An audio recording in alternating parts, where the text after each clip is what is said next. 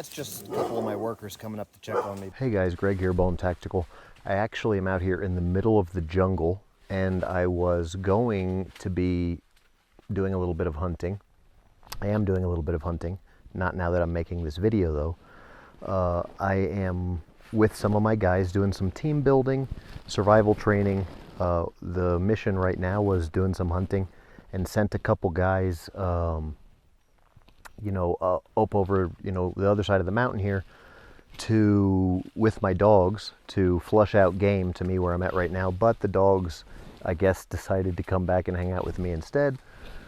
So I just decided, hey, with these dogs romping all around here where I'm at, I'm not going to have any game come up. The dogs are wanting to hang out with me, and I'm just going to take this time to make a quick video instead. Going to discuss right now truth about the southern border.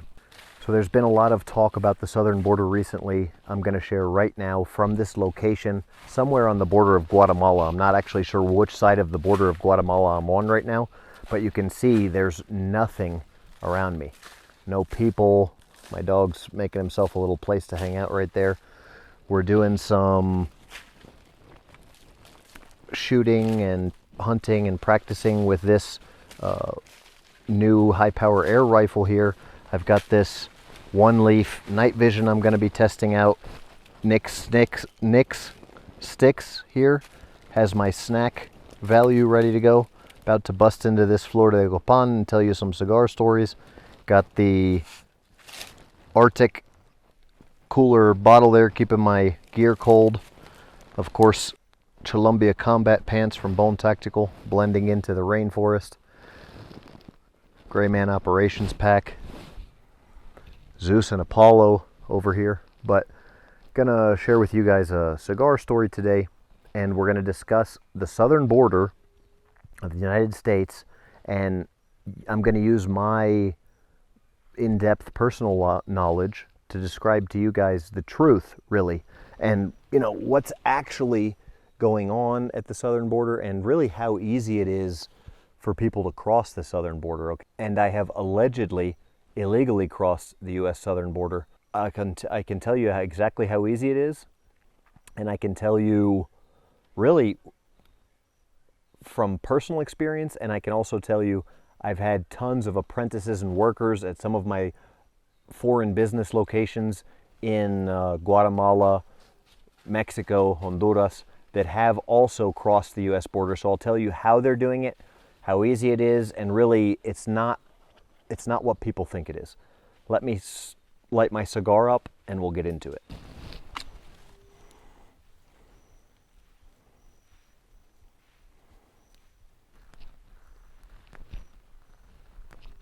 So I've been asked recently to share my thoughts on the southern border, and there's been a lot of news on the southern border and a lot of talk about it.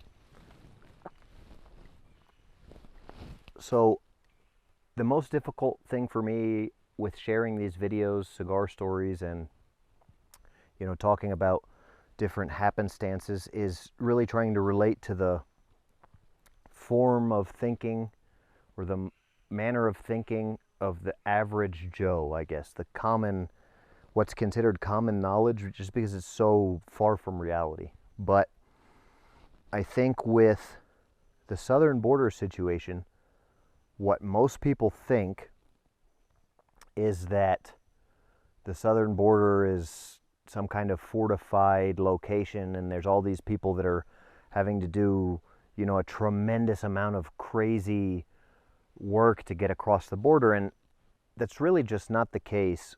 Here where I'm at right now is a perfect example, because I'm here on a border and there's nothing and there's nobody, and I'm at a border location that's like one of the most remote places, right? And another thing people don't realize is people don't actually have to cross the border illegally.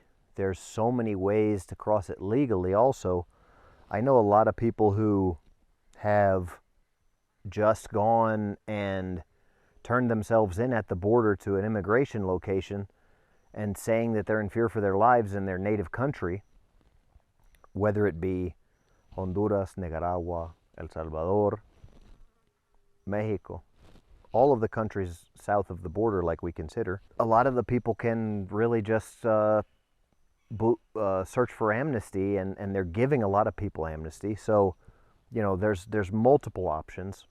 So, like I say, I do have a lot of experience with the whole principles of the southern border thing, and what you guys watching this don't really understand is the state of affairs in these Central American countries and the mentality behind these people that live in these countries. So I think it's very important to understand the mentality, and I'll walk you through what is the majority of the people crossing the border, because yes, there's ways you can get through with just claiming amnesty. You can go to the border, turn yourself into the immigration area, and say that you're in fear for your life and can't go home, and a lot of people are doing that recently. But I'll walk you through. First, let me share with you a little bit of the idealism. So in these countries, we'll talk about Mexico, Honduras, the English version of these countries, El Salvador, okay, so all Central American countries, Nicaragua, they all have a resounding theme, Guatemala, and that is that people have different options, I would say. They all very strongly believe that America is currently like what it once was, this golden land of opportunities with amazing new frontiers and just incredible. A person can just work hard, get there, and have an amazing life for themselves only through hard work, right? Which we know now to be different in America. You know, things are difficult for a lot of people that still work hard, but that's the mentality. Now, so we're going to just say, these are the countries that these people are coming from to the border. We'll talk about how they cross the border and why, and then even, you know, how easy it is to cross the border. So now that you have an understanding of, you know, where they're coming from all over the world. The most criminal aspects are even using these, what they call coyotes, and routing through Central America so they can blend in. So you can have, you know, even terrorists from the Middle East coming through the southern border route because it's so easy to get across. And I'm going to dispel the myth that of these caravans, what we call these huge groups of people that you have to be worried about, like a caravan hitting the border and crossing. I think that's probably the least likely possibility. I think it's a possibility for sure, but I don't even think that the people in the caravans are actually fully believing that they can get across the border in a group like that. I'll tell you why they form those caravans here in a minute. But first, let's say, so we've got people that are crossing the border. Now, 80% of those people are just hardworking people looking for opportunity. And the reason for that is because these people think that the United States is, you know, last frontier type thing, great frontier type thing, you know, like what it was in the California Gold Rush, Wild West, when there was really just huge opportunities, and when before it was the land of overtaxation, overregulation, overreaching government that it is now. So they don't realize they're probably 50 years behind in a lot of stuff. So they don't realize the United States is as difficult as it is now, but it's not as difficult for us in the United States, maybe in certain senses, as it is for them. Because the people in any of these countries that I mentioned, let's just give you a brief idea of this 80%. These people are born into extreme poverty. Their hopes for life, if they're a man, are to either be a bodyguard, a guard, or a person that works on a farm and works with a machete all day long, chopping, cutting with an axe, putting in fence posts. They even cut the grass with a machete just because it's so poor, so few things. Just taking care of huge, massive properties and huge responsibilities, and making maybe $5 a day to $20 a day for elite bodyguards, $5 a day for the guys that work on a farm, and then just hardcore farm work, taking care of some rich guy's farm. The average woman that's going to be in these people that are crossing the border, like this 80% is what I'm kind of rolling with, the 80% rule. They're going to be a woman who has the opportunity to either be a housekeeper or a nanny for a rich person and maybe make 20, 30 bucks a week, and really maybe learn English and go work in a call center. 1% of these people might have the capacity to learn and generate a business for themselves, but then those people have to also worry about the gangs. If you live in the city, the gangs are extorting everybody, and you have to worry about if you're a good-looking woman, the gangs are going to want to have you as a girlfriend, or they can, I talk about it in another video that they'll mess with you till you get with them, and then they'll throw you to the wolves. They'll kill you or threaten your family if you don't. So it's just really nasty areas for a lot of these people. And then that mixed with the belief that in the U.S. everything is just so great and amazing, and all you need to do is work hard and everything will come that you dream of, streets paved with gold type thing. That is what makes these people want to go to the border. So yeah, we have some criminals. Yes, these same routes are the same routes used for drugs, so they're trafficking drugs and people at the same time. Like I said, it could even be a terrorist with a nuclear weapon that would want to use one of these routes because they're so easy to use. So now let's talk about the process. So you're one of these people that we discussed that just doesn't see opportunity where you're from and gives up on and where trying to do something in your hometown in this Central America, and you have been your whole life you've been hearing how great things are in the U.S. You watch the things on the internet, on the TV. Everything looks so amazing. Everybody has money. Everything's great. So you decide you're going to go. The people who are pretty much guaranteed to get across, have the best chance, they hire what they call the coyote. And these coyotes are people that have a lock on a certain route across the border, whether it be a tunnel, whether it be a place that is not surveilled, but they cross people all the time. They're experts in crossing people. They're highly involved in criminal networking of the cartels of Mexico. That's because they have to be fighting for these routes, right? So they use the same route for drugs, smuggling people, all that kind of stuff, whether it be a tunnel or an area that's not highly surveilled. And so $15,000 is about the going rate. So these people, maybe you might be the one person in your family that everybody in your entire family works their butt off making $5 a day, saving money until they have $15,000 to pay this coyote to take you across the border. And that's how intense these people are about crossing the border. The coyote gets paid when your foot touches the ground in the United States. So it's guaranteed money. They get paid up front. But as long as they get you to your foot touching the ground, they don't care. So if you get a good coyote, they'll actually get you into a place, tell you all the ins and outs, and they'll let you know how to get in and assimilate into the U.S. without getting caught. If you get a crappy coyote, they'll just drop you off, and then they know that you're going to be going towards a section where immigration's going to come by, the Border Patrol guys, and pick you up and route you right back. As long as your foot hit the U.S., then they're good to go. You don't even need to ask those people about the money.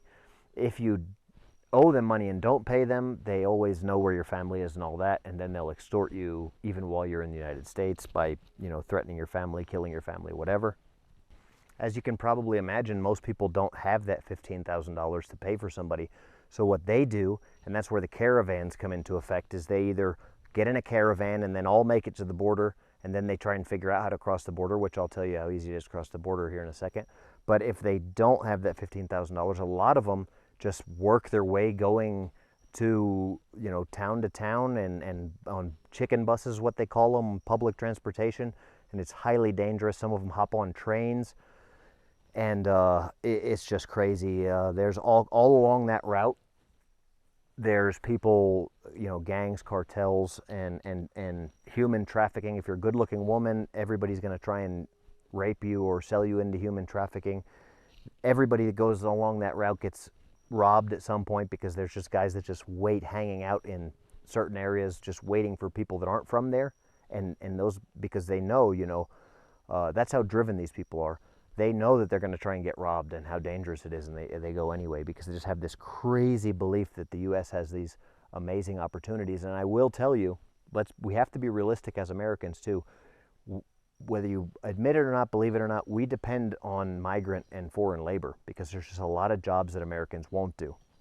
If the government was smart, they would really put a lot more effort into these H-2A programs, and there's so many people that want to work hard in the U.S. If they just open the gates and tracked them, just let anybody that wanted to work come, get their details, put them on a limited work program, and watch them. If they mess up, send them home. And if they escape into the U.S. and disappear, well, man, put them in the system, and when you catch them, arrest them and send them back. It's not that big of a deal because Now we'll discuss how easy it is to get across the border, and it's just a big joke, a big game, because we're acting like we have this great security against letting people in, and the border is not that safe. So, you know, I have allegedly crossed the border many, many times illegally, allegedly, right? And if I were to want to cross the border, all I would have to do, you know, if I was one of these people from one of these poor countries, work hard enough to get a smartphone, download Google Maps, and study a little bit the satellite images and whatnot of, you know, where there's a farm that nobody is really hanging out, because I've been on farms in Texas where you can accidentally just kind of take a little walk through, you know, 6 inches of water, and now you were in Texas, and now you're accidentally in Mexico. So you know, it's that easy to cross the border. The electronic surveillance is what they're going to. The whole build a wall thing is just a ridiculous idea. That the infrastructure that it would take to build that wall is not really possible.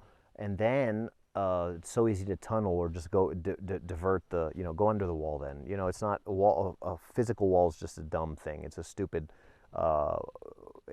It's something that a politician said to appease people that don't know anything about the average American that doesn't have the education of a third grader, right? So, you know, that being said, electronic surveillance is actually what they are really doing, where they're trying to protect the border, and that's the way to go. It's easy enough to just you know, electronically surveil. Now you have artificial intelligence that can ping what it is that's there. It can show up on somebody's screen, and dispatch can send some people over there to pick up whoever's coming across the border. So, you know, that's the way that we can do it, but we really just don't. So if I wanted to cross the border, I would, you know, take my dog for walks and find places on Google Maps, check out different places, and do some recon work until I knew exactly what the response rate was, how things were working, and where the loopholes were to get through. That's how they find them, and it's that easy to do.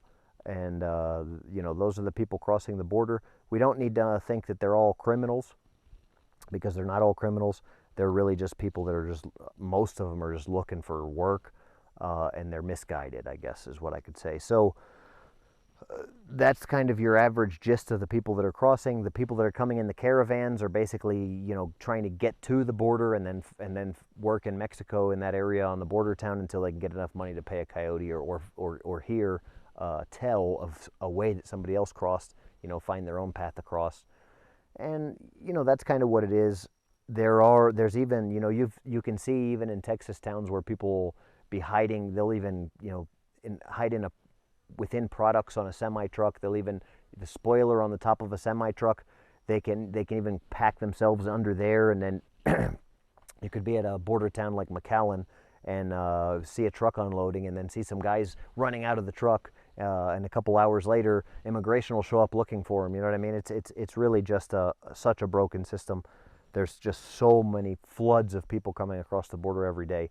We don't really need to be worried about our southern border, because it's never been secure, right? I'm here in the middle of the jungle on a border that I don't know which side of the border I'm on, whether, you know, in Guatemala or if I'm not in Guatemala. And it's just, the United States is the same in some areas. You don't know if you're in Texas or in Mexico.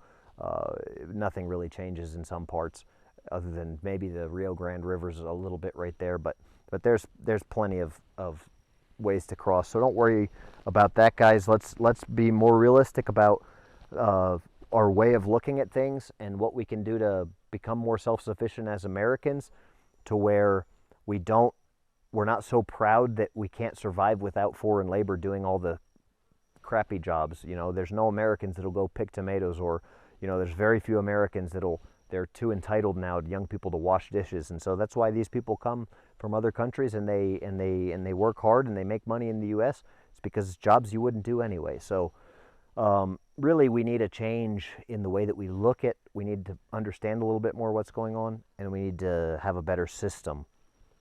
You know, hopefully we can affect some government change and get some people in the government who can tell their heads from their butts, and put a system into effect where we accept some of these people to come over and work, regulated until we can figure out how to become a more self-sustaining nation and not need something like that, maybe. But that's kind of the gist of it. That's the southern border. That's the truth about the southern border. I hope you enjoyed the video. I'm doing these cigar stories for you guys at your requests when I get a chance. So I definitely need you guys to subscribe to the channel, click the bell icon, like and share this video. Again, listen, please. I go out of my way to find a downtime where I can make a video like this. I have a list of all the videos you guys requested. This is the truth about the southern border. That's what you guys want to hear. I'm making the video. And the way that I can do that is not asking to buy anything or off my website or anything like that. You don't have to give me anything, nothing. I do this because I want to help people. The only way that I can help people is if this video gets seen, if the videos keep getting seen. I love the fact that I can educate people on this stuff, and the only way that I can do it is if you guys are helping with the algorithm so that people see these videos. So comment whatever the heck you want to comment. Let me know if you like them. If you don't comment, then it means I'm not going to keep making these videos. I'll just enjoy my cigar in this jungle paradise without making a video. And I do appreciate all of the support I get, because I do really enjoy helping educate and share truth and really knowledge, and try and make a strong, I have a calling to help make a strong generation of young people out there, that we can make America great again, slogan, whatever you want to say, make that we can still be good people and human beings in this world. Thanks for watching. Bone out.